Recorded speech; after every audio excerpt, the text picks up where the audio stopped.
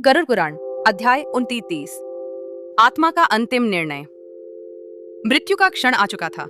शरीर शिथिल हो गया, पर आत्मा वो अब भी जागरूक थी।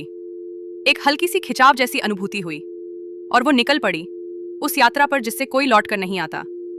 आत्मा ने पीछे मुड़कर देखा, अपना शरीर, रोते बिलखते परिजन, फूल अगरबत्ती की महक और धीमे स्वर में चल रहा गीता पाठ। पर अब वह इन सबसे परे थी। एक रहस्यमय मार्ग खुल चुका था। काल के हाथों में बंधी आत्मा चल पड़ी यमलोक की ओर। पहला पड़ाव, चित्रगुप्त का न्यायालय। एक विशाल सभा जहां मध्य में विराजमान थे चित्रगुप्त। उनके हाथों में था कर्मपत्र, आत्मा के हर छोटे बड़े कर्मों का लेखा जोखा। तुमने जो किया वो सब यहां अंकित है।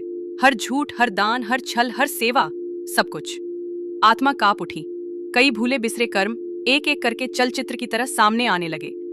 दूसरा पड़ाव, यमराज का दरबार। अब आत्मा को प्रस्तुत किया गया यमराज के समक्ष। काल का न्यायाधीश, गंभीर, शांत और पूर्ण न्यायप्रिय। स्वर्ग या नर्क या फिर पुनर्जन्म, यह निर्णय कोई साधारण नहीं था। हर कर्म का मूल्यांकन हुआ। न्याय तराजू में तुला गया आत्मा का पुण्य और पाप। तीसरा पड़ाव, आत्मा की परीक्षा। लेकिन यहाँ केवल कर्म नहीं, भावनाएं भी परखी जाती हैं। क्या तुझे पश्चाताप हुआ था? क्या सेवा निस्वार्थ थी? क्या तूने कभी किसी के आंसू पोंछे? हर प्रश्न आत्मा को भीतर तक झकझोर गया। अंतिम द्वार, मोक्ष का विधान।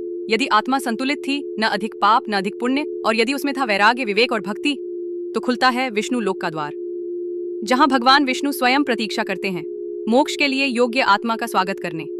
जो कर्म, ज्ञान और भक्ति से समर्पित है वही पाता है अंतिम मुक्ति।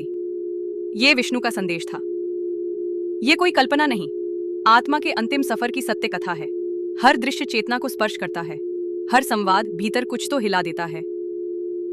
अब देखिए, सुनिए और अनुभव कीजिए इस दिव्य यात्रा को।